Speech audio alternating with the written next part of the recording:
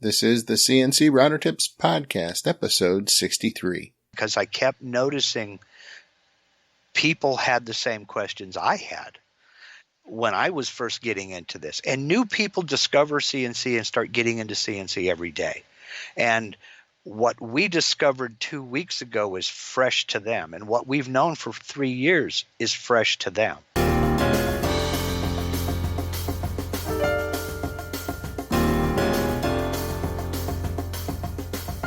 This is the CNC Router Tips Podcast, a show which answers one question from you, the listener, about CNC router tables, CNC software, hardware, web hosting, and business. I'll help you get started in your CNC hobby or business and help you cut through the confusion. Today's episode is sponsored by TheMakersGuide.com. The Maker's Guide. Useful tools for makers.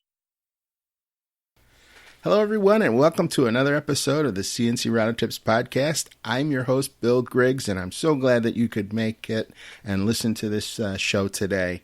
I am very much looking forward to this, and I think you will be too, as I'm interviewing an acquaintance of mine that I've actually met in person versus most of the people who we know through online.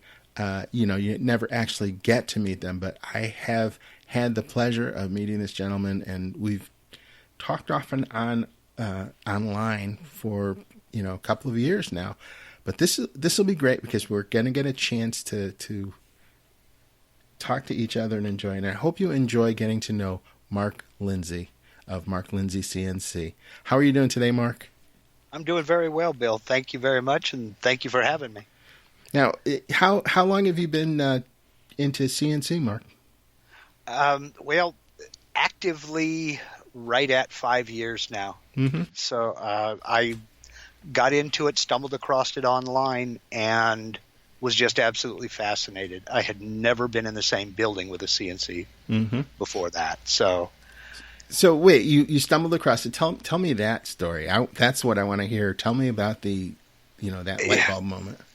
Well, I don't even remember what I was looking for. I think somebody sent me a link to a YouTube video, and it was Patrick Hood Daniel and Build Your CNC. And in fact, he was still building his first one in that upstairs apartment, doing most of his routing inside the bathroom and everything else.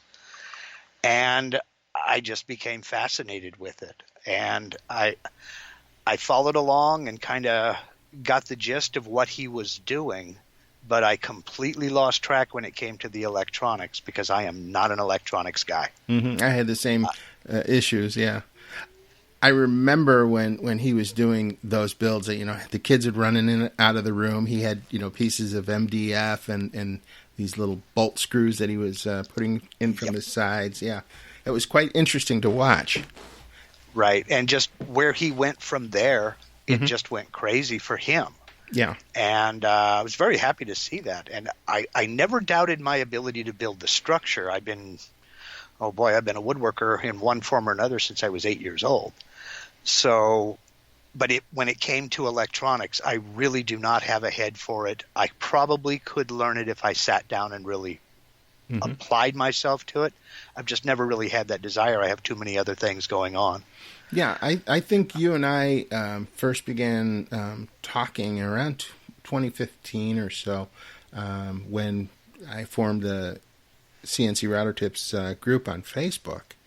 And yes. You had just completed a different machine. I don't think it was the Build Your CNC. I think it was a Gatton Sidewinder. Or you were in the process? Yes, it was one of the originals. I had met Dave Gatton through a Cigar Box guitar forum of all places. And so I kind of knew him peripherally from there. But I also stumbled across a couple of his YouTube videos. And when he started that series on building a CNC router on a shoestring budget, I was hooked. I said, well, this is the guy I need to listen to. And especially when he introduced the concept of the plug-and-play control box, the drive box. Yeah. Because when I first started looking into this, that was non-existent to me. I had no idea about it. And I thought, well, heck, I can plug and play. That's simple, you know. Mm-hmm. So I was hooked after that. And when he finally released those plans, if I wasn't the first or second one to order, I was in the top 10. Mm-hmm. Because I was on that so fast, I think I'm still a little dizzy. Yeah. Now, it's funny because that's about the time I met you. You were still trying to, decide which direction to go on your electronics, and it was right before this came out. And I remember you finally making that choice and going ahead and getting that. And Dave has been on my show as well, and he's a wealth of information, a really great guy. Yes. When I told our audience earlier that I had met you, it was in conjunction with something that Dave Gatton was doing down at a woodworking show in Atlanta, Georgia.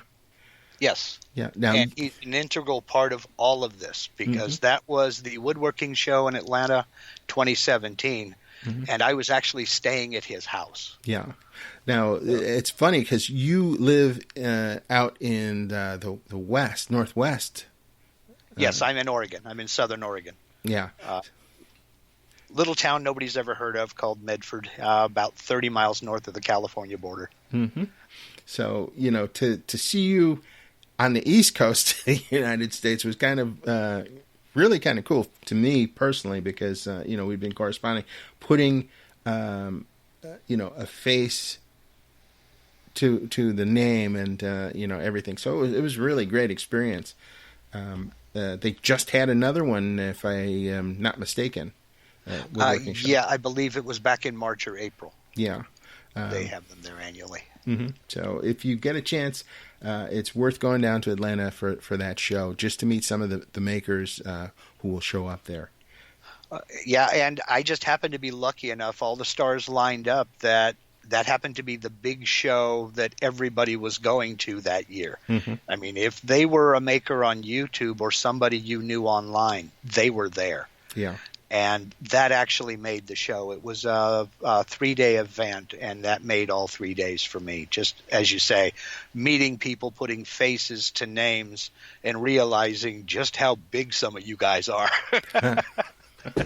Well, I think you've surpassed me in audience, at least on YouTube now. So that's really kind of cool, actually. The number of makers who were there who have YouTube channels that talk about their special niche. And it wasn't, there were very few actual CNC guys there. There were maybe 4 or 5. But there were a ton of woodworkers who,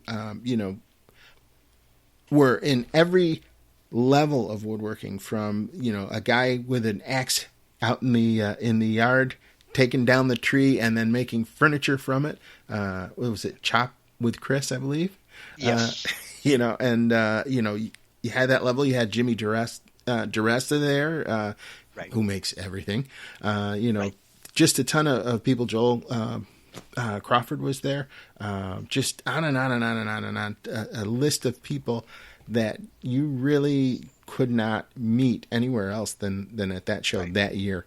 So it was really kind of cool. It was really an adventure. I mean, these guys that I really looked up to, and I'll admit I walked around starstruck quite a bit. I mean, yourself included. I mean, come on. I was this new kid just getting started, and I knew a few names, and I'm meeting Mr. The Maker's Guide, Mr. CNC Router Tips, and it was really an adventure for me. It was a lot of fun, and the people made that event.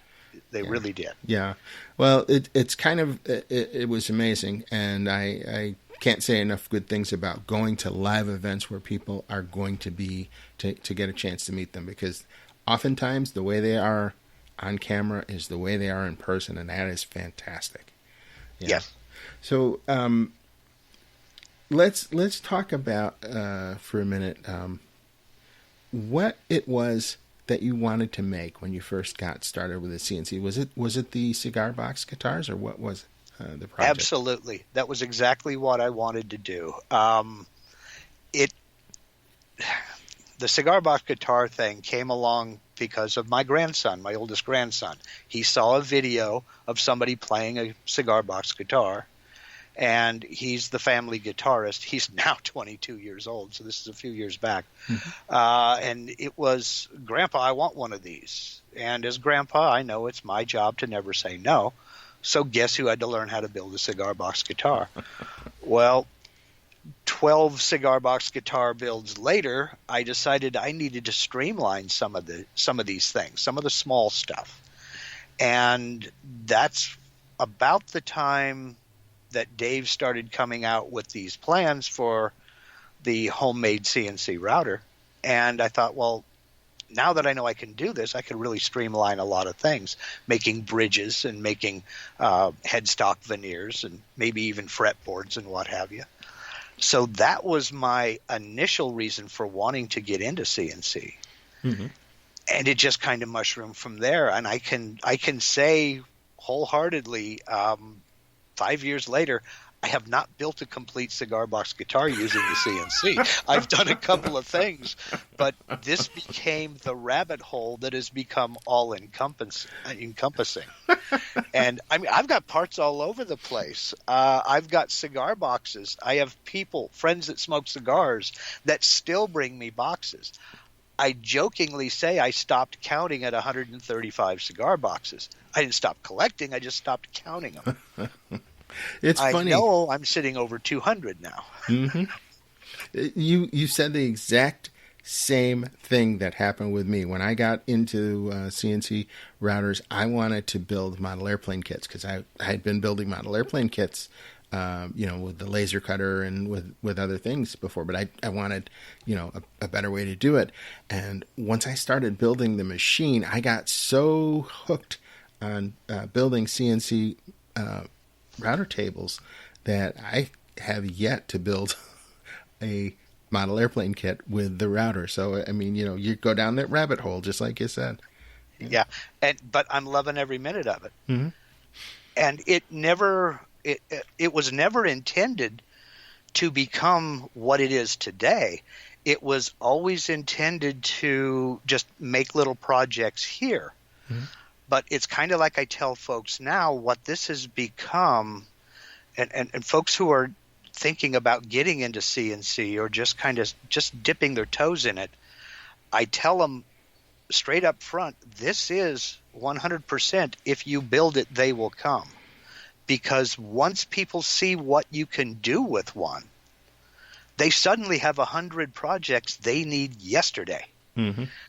So it just depends on how hard you want to work. I mean, be very careful who you let know what you can do, because it started off with me with just a little present for my granddaughter, and I haven't been able to get back into cigar box guitars yet 5 years later.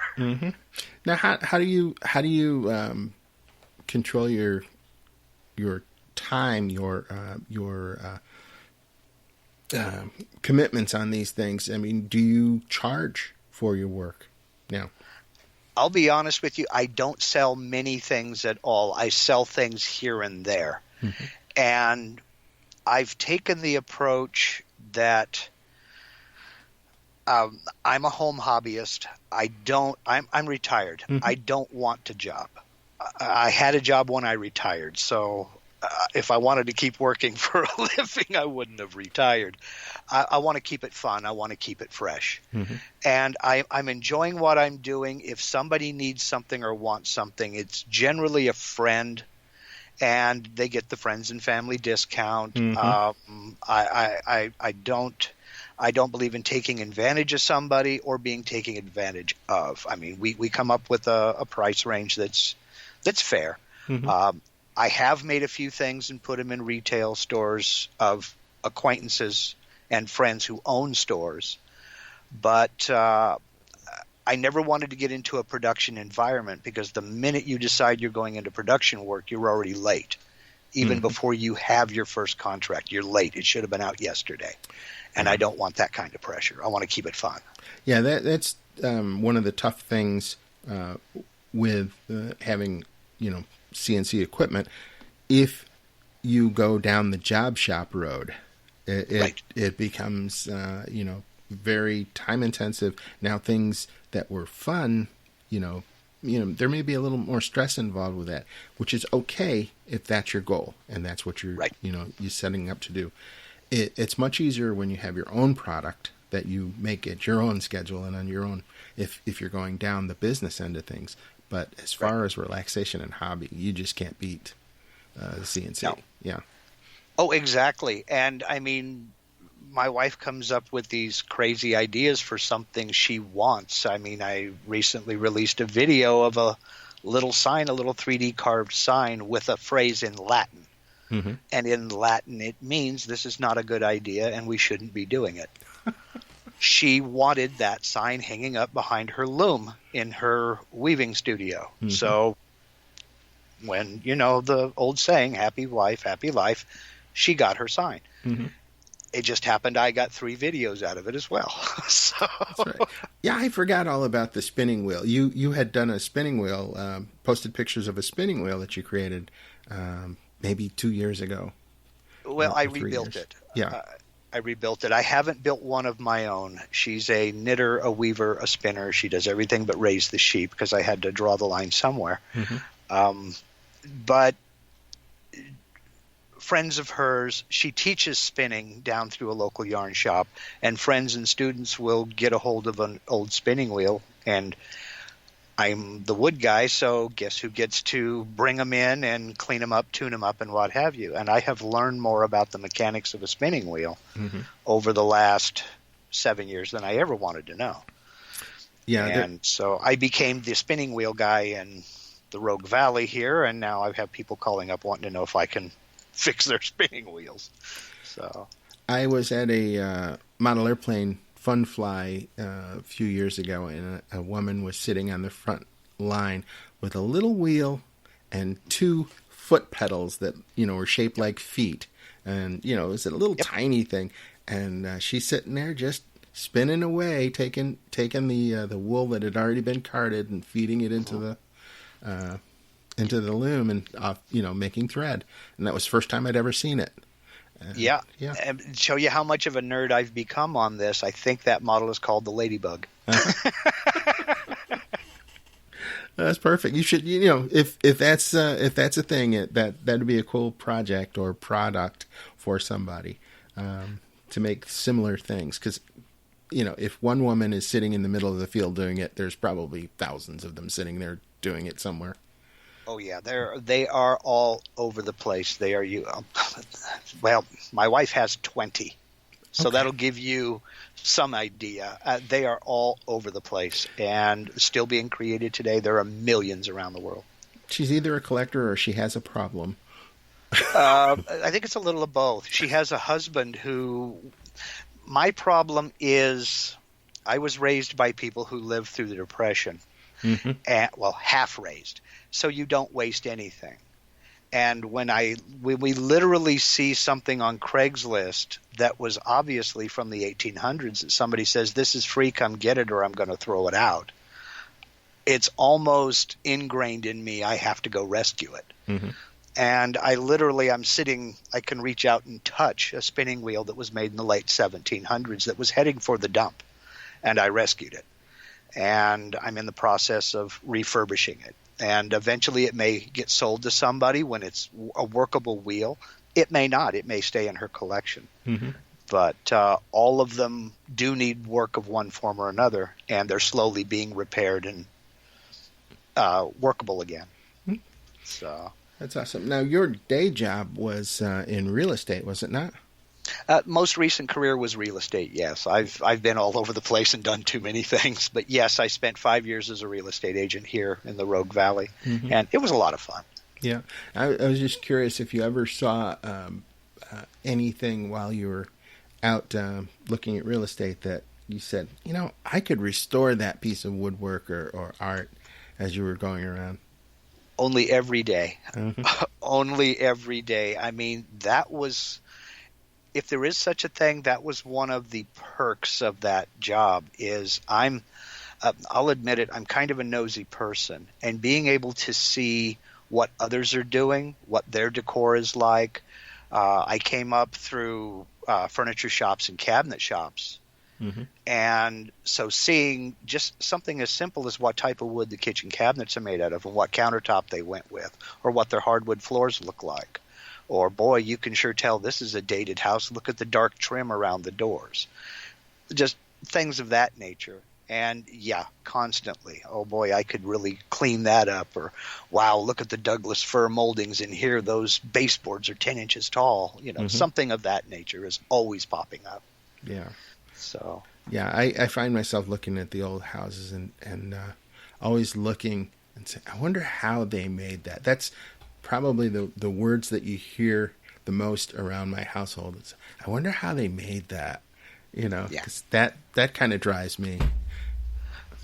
Well, growing up in a family of part of them were in the timber industry and the other part was, I mean, two uncles were general contractors. My grandfather was a carpenter. So that's where I actually got started was with him. As I said, he got me into woodworking when I was about 8 years old, and I still have the first project he and I ever built together. And it just kind of went up from there. And as I got into working age, I would, do a laborer job for one uncle or another when there was work, and then got up into framing a little bit, discovered trim carpentry, and wanted to do that. So I was the guy up there hanging the crown molding and coping joints, etc. And I've always just loved that kind of thing.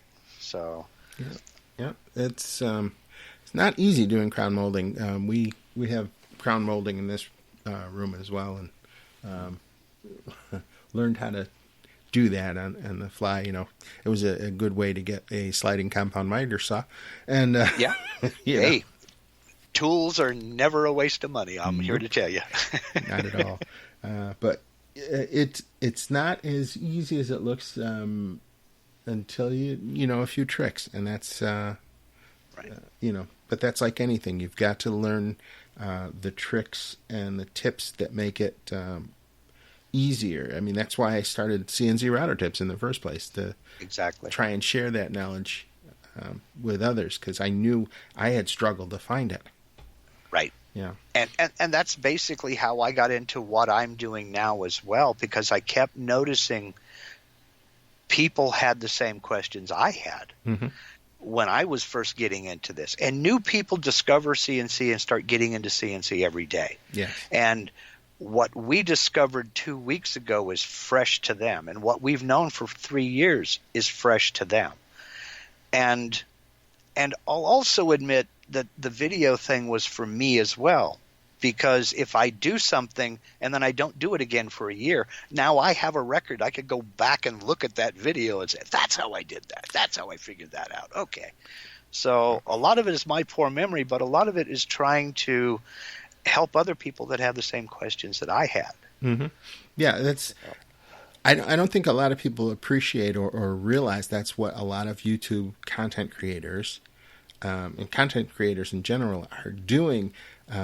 It's to document to themselves how they did it, but also to share the knowledge. And, thank God for it, because you can find out almost anything on YouTube on how to do something. I have an old PT Cruiser car. And for whatever reason, the engineers decided to make it nearly impossible to change the headlight. Or to try and figure out how the headlight was changed. And it took me, quite a while to get it figured out. And finally, a YouTube video came to my rescue on how to get this panel off that you have to remove. You have to get into the wheel well and turn the wheel, and then you have to remove a panel before you can get in there. But finally did. Yeah. I tell people all the time, I'm trying to convince a few others to start YouTube channels to share their experience and their expertise. And a couple of them may, several of them probably won't, because everybody wants to tell me they have a face for radio. And I keep telling them, look, when you do screen capture videos like mine, you don't need to worry about what you look like. Nobody can see you. Yep. But the joke I tell them is if more than 3 people are interested in something, one of them has set up a message for them and the other one has a YouTube channel. So, and the third one has started a Facebook group. So there's plenty of room. Get in there, help out. I mean, it's a lot of fun. Yeah, I mean, when I started the Facebook group in 2015, I guess. No, 2014. I'll have to look. It was a while ago. It is a while ago, because I can remember when you got excited for reaching 400 members in that group. Yeah. So it's amazing now that we're like almost we're going to be at 16,000 very soon. We're at 16 or 15.5 and change now. So, it just keeps slowly building over time. And it was exciting when I don't really talk about it a whole lot, but when that group got started, I set a personal goal to welcome, 10,000 members into the group. And I sent hey, welcome to the group. And, sometimes more than that, to all 10,000, the first 10,000. I had to quit that because I was getting nothing else done. But it's really amazing. That's easy to do, and I kind of took a cue from you in doing the same thing. I do moderate a CNC for Beginners group on Facebook, and I set about doing the same thing. But as you discovered, it gets overwhelming very fast. Yeah. But people like that personal touch. They like being included in the group, even as somebody who just clicked the button and just joined. Mm-hmm. And even if their first post is the only post they ever make, they feel more at home with it. Now, for our audience, again, what is the name of the group that you have at CNC for Beginners? It's called CNC for Beginners, yes. I'm not the owner. I'm just one of the admins. And it's basically for everybody of all skill levels. It is primarily a woodworking group, but there are some folks in there who are into metal and plastics and other. We don't discriminate. We just let everybody know that this is primarily for woodworking. So if you're looking for instructions on how to run a Haas mill because you talked yourself into a job and start Monday, good luck, my friend. Good luck. So, yeah, you're not going to find that here. Yeah, it's difficult when you have a group that is tightly focused, like CNC Router Tips is about CNC routers. But quite often there are folks with laser cutters and 3D printers and metalworking machinery. One issue I had, one person complained when I was posting pictures of my metalworking stuff inside there. They said, "Why are you doing that? This is supposed to be about CNC." And so I stopped. And I should not have done that. I should have just said, well, this is what I'm into. This is what I'm doing right now. I'll keep this to a minimum, but, this is part of who I am and what's going on with me at this moment. And that's really all it is. So I welcome pretty much anything that is even remotely related to CNC routers in the group. But I like to try and, keep it focused more on the router tables if I can. But right, yeah, and we have the same thing. I mean, there was a discussion about a mini mill, and that's fascinating to me because it is all CNC, and it does include CNC. What we were trying to do was basically keep it geared towards the beginner who has maybe just bought an X-Carve or is looking at a Laguna IQ or maybe a digital wood carver or something like that. And they're real excited about the machine, but then they discover, oh, no, we have software too, and I'm not good with computers. And we're all very supportive. I mean, we try to encourage people to just, get into the tutorials, learn everything you can. And even if you're just starting to think about a CNC, you can never start learning the software too early. Oh, yeah. And it doesn't matter what software you're learning. Download the free trials, compare and contrast, dive into the tutorials. You'll discover which one you're the most comfortable with, and that's the one for you. Yeah. And overall, you are not the only person with a question. Somebody else out there wants to know what the answer to that question too, so don't be afraid to ask. And one of the things that goes along with that is, as a seasoned member of a group, if you know the answer, and you've probably seen the question 100 times, you should make every effort to try and be nice to that person and answer it or point them in the right direction. The worst thing you can do is tee off on somebody, and I don't see that happening in your group. I am a member, by the way. Yes. But I don't see that happening in your group or in my group. And if it does, we both, make it our business to try and rein that in, because we all started at the beginning. Exactly. Yeah. And we ask all of our members to just remember that. Sure, it's old hat to a lot of people, but as you say, everybody started. Nobody was born knowing this. Mm-hmm. And we do tend to forget. And that's one of the many reasons I got into making videos, was because I was seeing the same question over and over again. Like, how do I import a DXF file into this particular software? Well, I knew the answer. I made a video and I posted it. And that way, it was easier to give somebody a link to a video than to try to type out all the instructions in text again. Yep. Several times a week. And it just kind of blossomed from there. It just happened. Mm-hmm. Now, you have a large YouTube channel. It's Mark Lindsay CNC yes, channel. Sir. Yeah. How many videos have you done so far, roughly?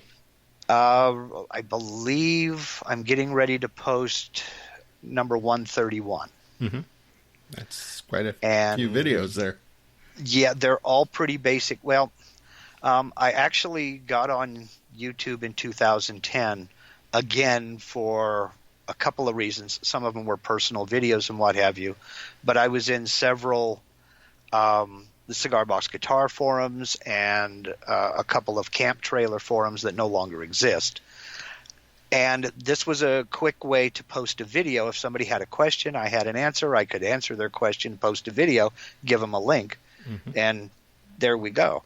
Well, some of those old videos are still up. You have to go way back in the old treasure chest there, because those links are still live, and people are still looking for those questions. So you have to you go back about 4 years, and that's the end of the CNC stuff, and then you get into, well, what is he doing plugging this thing into an amplifier? Well, that's why. It's because there are still things up there, still live links on these forums. And there's some goofy things, too. Folks on YouTube went nuts a few years back about such and such so-and-so mows the lawn. And, of course, I had to jump on that bandwagon and do a Mark Lindsay mows the lawn video, too. It was right after I had surgery. So, basically, spoiler alert, I'm sitting out in my front yard with weeds about knee-high because I couldn't push a lawnmower.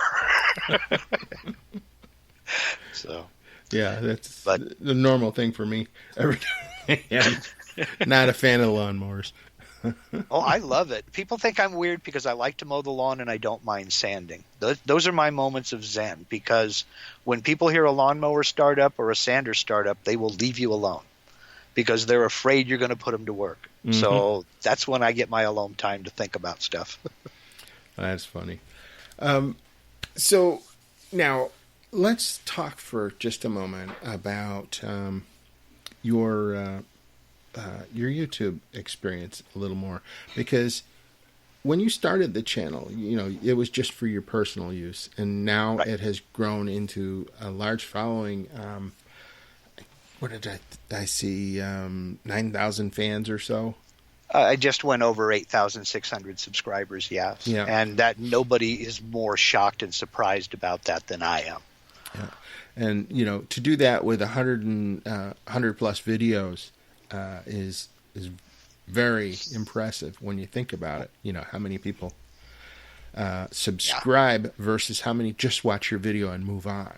Yeah. It's crazy. It really is. I'm just it's my tagline, and people think I'm joking, but I'm serious. I'm just some guy in a shed. But that's a double-edged sword, because people also think that I'm a CNC expert, and I'm not. Folks will contact me. I've got a Laguna IQ and it's doing this, that, and the other.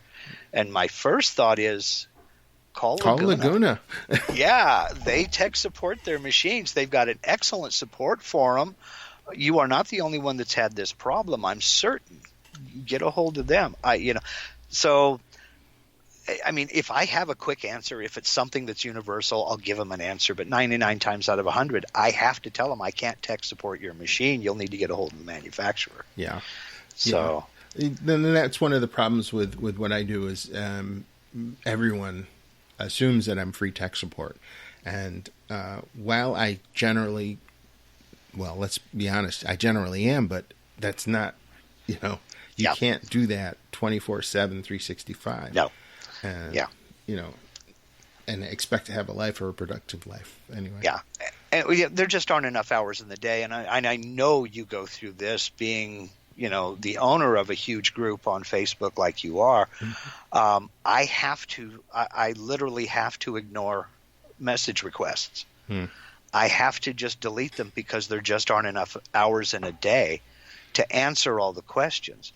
That's why I tell people, go to my website, hit me through the contact us form, and then explain what's going on, then I can give you an answer, because there literally are not enough hours in a day to sit and chat with everybody who needs some help with something. Yeah, and that is difficult, particularly friend requests.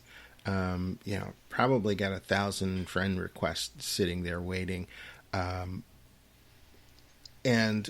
I want to have the Facebook, the folks who are in my friends list be actual friends and folks in family. I want to know about my niece's birthday, and if I have to scroll through 300 or 400 other people's random stuff who I've never actually met, it gets a little confusing. Oh, yeah, it does. I mean, I learned early on from our IT professional through the real estate company I was working with to set up friends lists. Mm-hmm. So I have people segregated, so I can just go over and click on the family friends list, and I don't see any of the other stuff. I just see nothing but their posts, and I can go down and peruse that and not see some other friend of mine posting a picture of his Cuban sandwich that he had for lunch today. Mm-hmm. So it's just time allocation, which is the difficult one for me. It's controlled chaos. I saw those pictures of the Cuban sandwich, and it looked delicious. But yeah. And there are 300 people in Miami right now screaming at their speakers, "It's a Cubano, it's not a Cuban sandwich." I'm from the West Coast. Forgive me, please.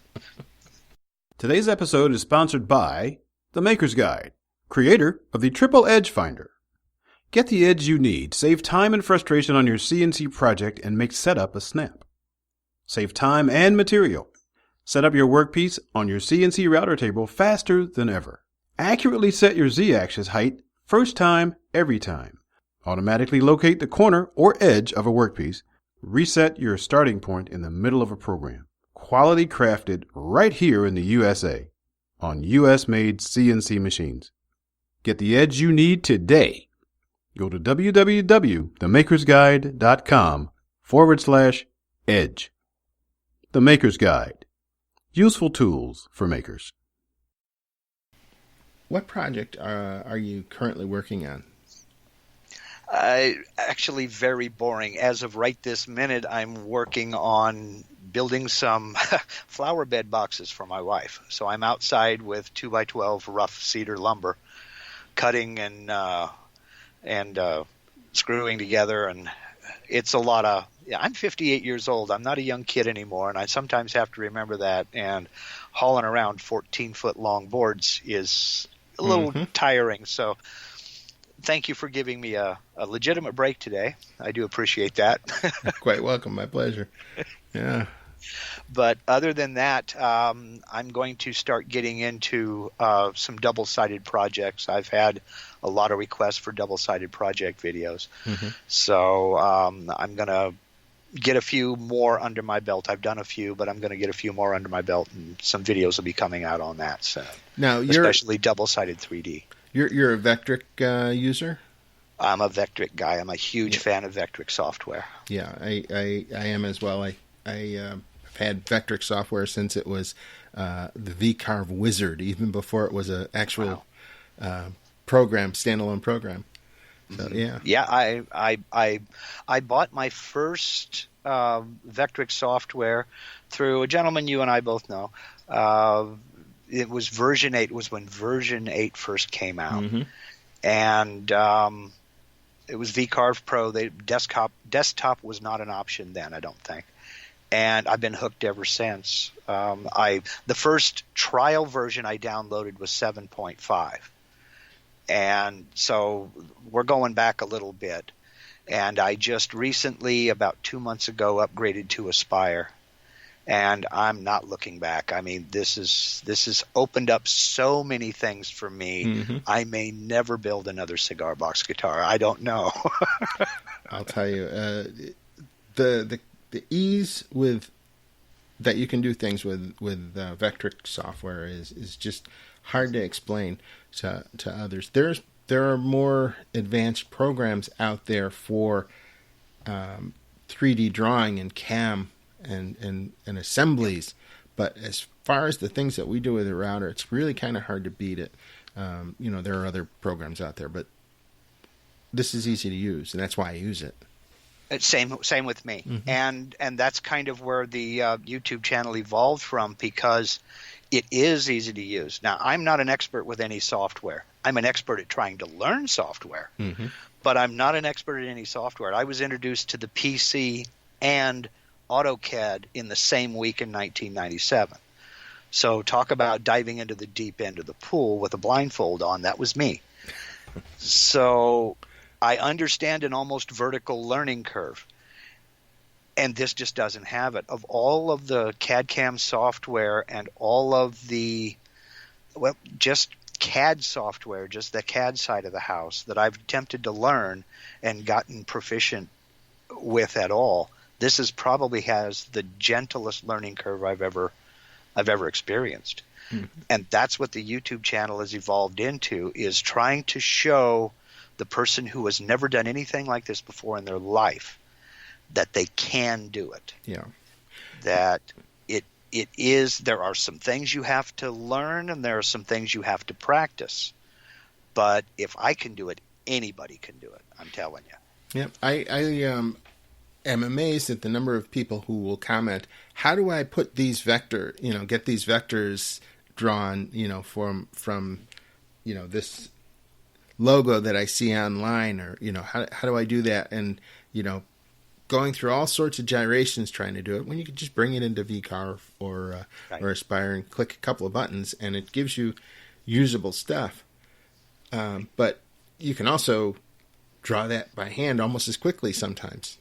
Yes, very much so. I mean, hand tracing is sometimes the faster way to go. And that's the whole point in trying to show people that there is more than one way of getting something accomplished, and none of it is over your head. None of it. You can do this. Yep, it's just a skill that you've got to take the time to learn. Right. That's all. Now, we had recently a guy post a picture of a military logo, and he was complaining that he couldn't get a good scan image from it. And I'm looking at the logo and saying, in about 15 minutes you could have that all drawn up, from scratch with vectors. But you don't see people learning vector editing, node editing, right off the bat. And it's really quite simple. So I know that you have some videos that deal with that. I do. I try to incorporate things like that into relevant issues. Like everybody wanted to, well, I say everybody. I had a sudden rush of people wanting to learn how to trace an image. Mm-hmm. And node editing is a big part of that. So I'll sneak node editing in when I can, but do I have a specific, this is node editing video? No, I don't, because it's very seldom used on its own. It's always in conjunction with something mm-hmm. else. Whether it be a bitmap trace, or if you're just editing some vectors that you downloaded off the internet, there will be some node editing involved, usually to clean it up. Mm-hmm. So I try to make it as real world as possible. Yeah. And, obviously the viewership loves it because, you're getting great numbers on Well, videos. I thank you. I do appreciate that. And as I say, nobody is more mystified than I am, because if you've ever taken a look at my channel, I am long-winded. And some of these videos, I think the longest one I have is almost 1 hour. So it's like 57 minutes, something like that. The one I'm posting, the next video I'm posting up is only 17 minutes, and that's a short video for me. But it's, again, another basic video. But and people do ask me, well, why are your videos so long? And I said, well, explain everything step by step. You may be able to do it in 5 minutes, but not if you have to explain everything step by step as you're doing it. That really slows down the workflow. But it forces me, it helps me out because it forces me to concentrate on what I'm doing and try to explain what I'm doing. I try to imagine somebody sitting next to me while I'm doing these videos and just talking as if I were showing them in person. And folks seem to like it, and far be it from me to complain about it. I mean, I just hope that my hope in this is, well, I started doing the beginners videos because of one gentleman, and I'm not going to use any names. He got so frustrated with his machine, thinking that he couldn't do it, that he sold it all off at a criminally cheap price. I mean, he really lost money on this, and it just broke my heart. And I thought, well, there is no excuse for that. You can do this. And, you know, I taught a 66-year-old man how to use a computer when the first time we sat down together. I said, okay, this is your mouse. Now move it up. And he proceeded to lift it up about 2 feet up off the desk. So I had to back up, regroup, and say, okay, remember, this guy has never done anything like this. So I know I tend to get basic. I try not to be condescending to everybody. But if you just don't know, you just don't know. So, you know, I know people breeze through my videos looking for that certain piece of information, and I'm fine with that. My ultimate goal is to keep that guy from selling off his machine because he's frustrated, and to show everybody that they can do it, and maybe give them enough confidence in their skills and abilities to where they don't need me anymore, and they can go on to other things and be happy and succeed. You know, it's funny. I don't think I've ever discussed this on one of my shows or on anything, but I was a state trooper for 26 years before I retired, and one of the things that I did with the state police was I taught the other troopers how to use the computers back when PCs first came out. And it really was to the point where you had to, you know, show them this is a mouse and there are two types of buttons, a left button and a right button, and, you know, that basic, that, you know, that simple. I think we had just moved to Windows 95. Yeah. Okay, to kind of you know, put things into perspective. But you really had to get granular in how much detail you taught people and what you couldn't take for granted. And I think that has helped me when I make my videos or show people how to do things, because you know, I take the time to try and explain as much of the process as possible. If it takes a while, it just takes a while. So I'm really happy to see, you know, your videos. I mean, you spent 3 videos talking about the triple edge finder. That's more than I've probably done. Yeah. And in fact, I need to do an upgraded version of that, because as typical Lindsay curse, you know, if it's 40 below zero outside and I take off my right glove, whatever I'm looking for is in my left pocket. That's just what it's like to be me. So the week after I put those videos out, about half of the equipment that I quoted went obsolete and is no longer available. I really need to do an updated version of those. But I use my triple edge finder without fail every time. I love it. 0 regrets. Oh, thank you. That means a lot. And thank you for helping me set it up. I will say right now, Dave Gatton is one of my CNC gurus, but Bill Griggs is the other one. And they bounce back and forth as to who is on top, because I would not be any of this without both of you. I'd still be lost trying to figure out what a limit switch was. I'm honored because that's very good company to keep. So I appreciate thank you, that. But... Yeah. It's funny because there's been so many changes in the technology and the triple edge finders and probing systems and all sorts of things coming out. It's sometimes hard to keep up.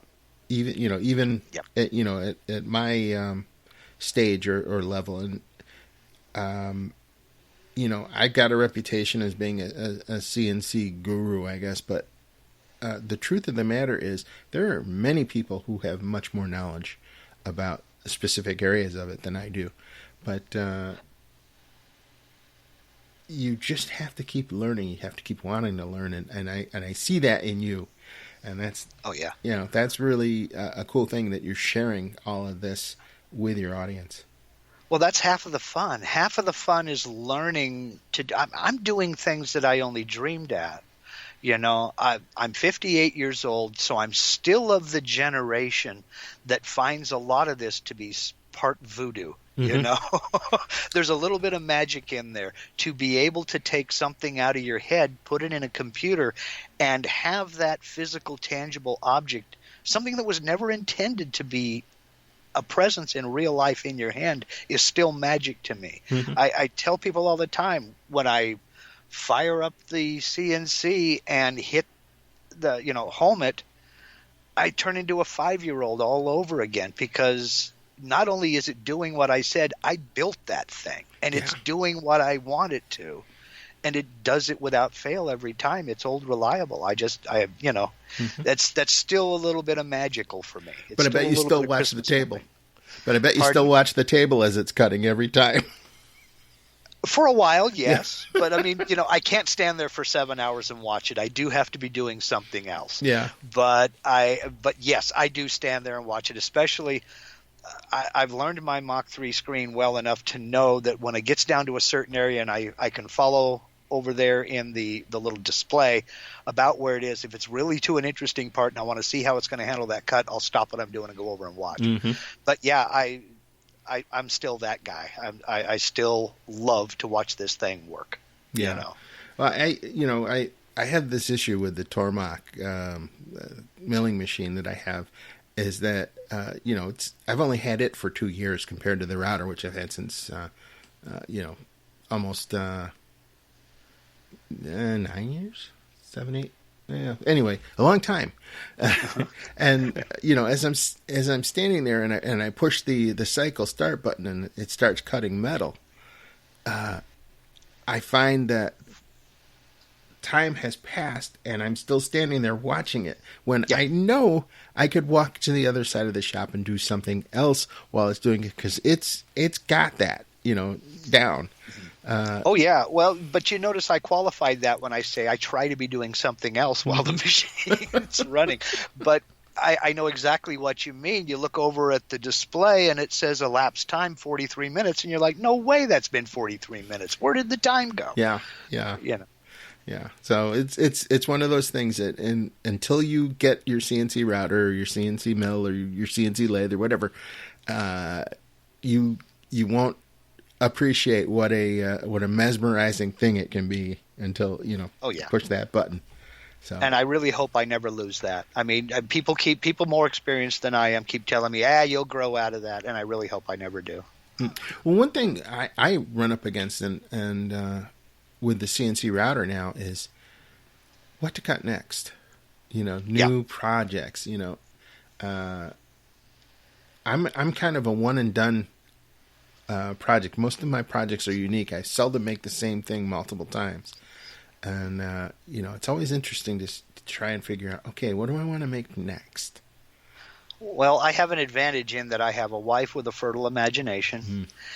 I have 5 kids and 5 grandkids. So if I'm ever at a loss for what to do,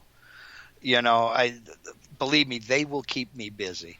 But one thing I also had to learn was how to say no, because with that many grandkids, you really run the risk of doing nothing but their stuff. Yeah. So, and, I know as grandpa, it's my job to never say no, but I had to learn how to say not now, Mm-hmm. And, kids, I mean, their interests are going to change, and the fidget spinner they had to have last year is gone. So Yeah. I kind of have lucked my way out of doing a few projects that way, Mm-hmm. but just simply because there aren't enough hours in a day. Yeah. And also I openly solicit ideas from viewers and from people on Facebook. Is if there's something that you want to see that you don't understand, let me know. And if I can do it, I will. Mm-hmm. So Now, I ask this question of everybody who comes on this show. And I don't know if you were prepared for that, but Okay. maybe you can weigh in on this. Just imagine for a second that you have all the resources you need, the time, the money, the equipment. Everything is perfect. The stars have aligned.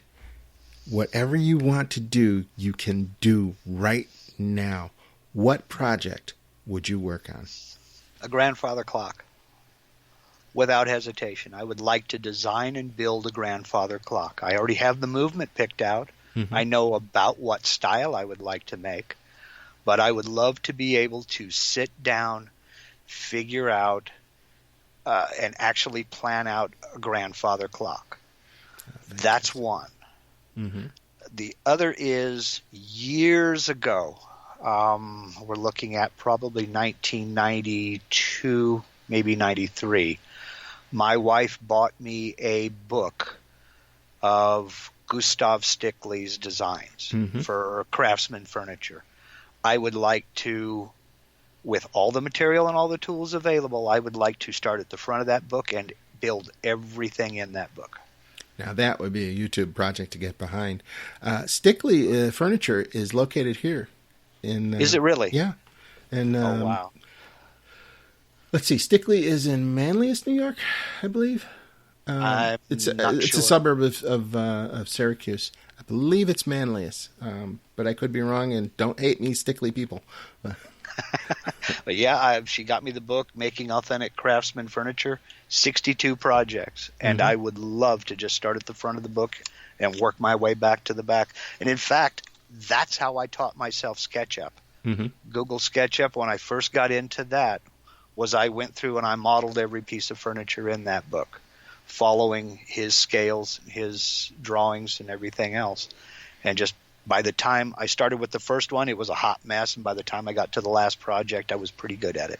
I may have to have you send me a link to that book so I can include it in the show notes, because I'm sure somebody else would love to see that. Yeah, Stickley, well known for fantastic furniture. So Yeah. yeah. I'd love to. So those two would be my dream project. That's awesome.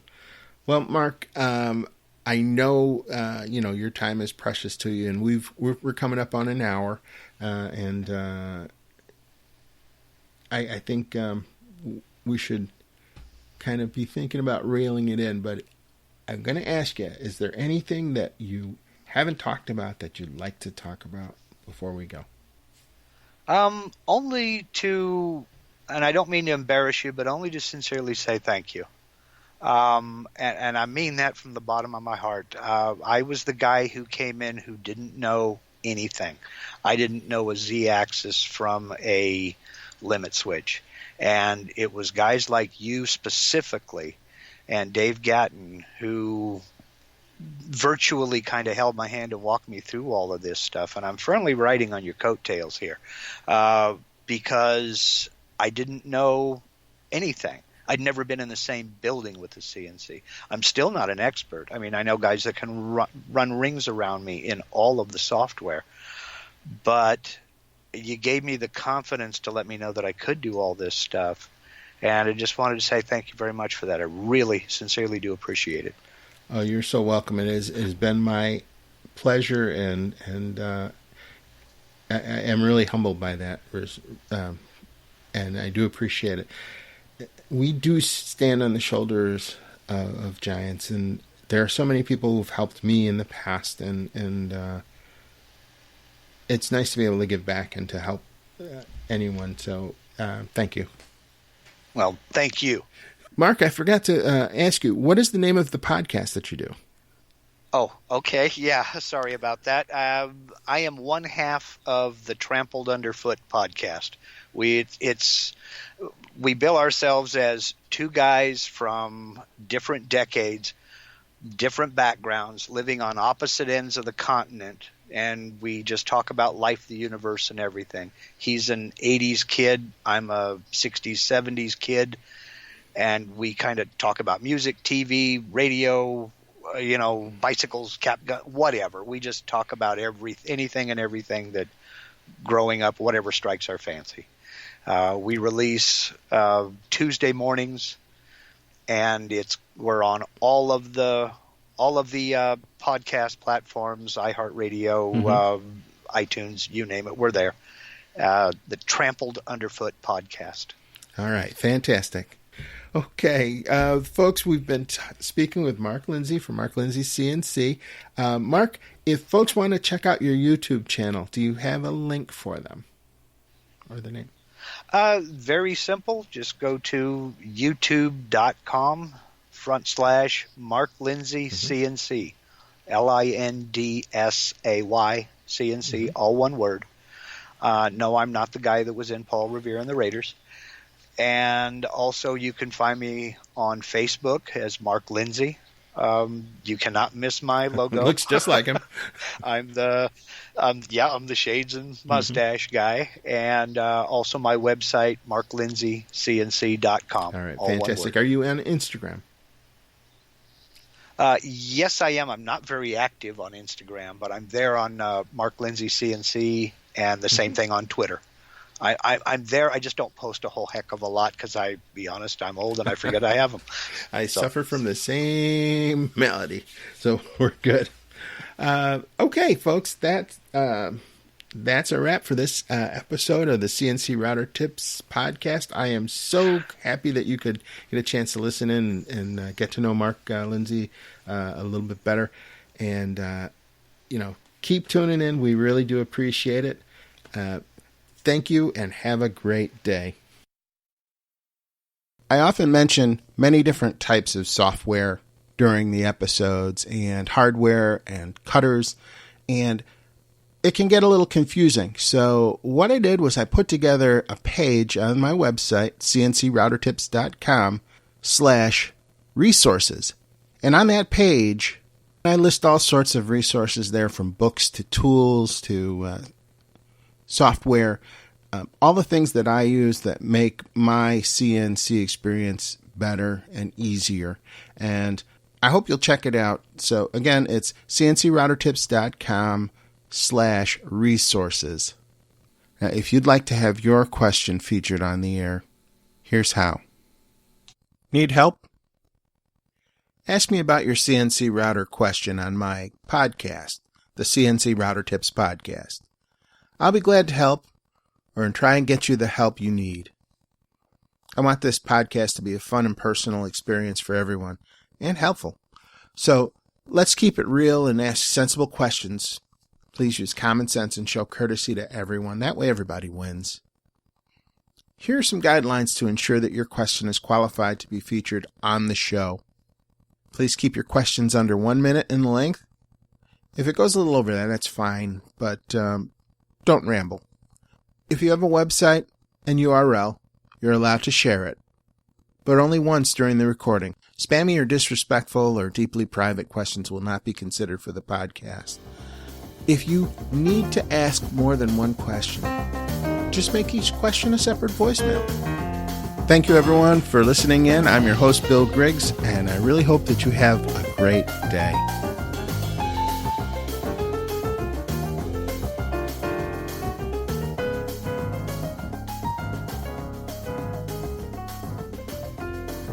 This is the CNC Router Tips Podcast, episode 63.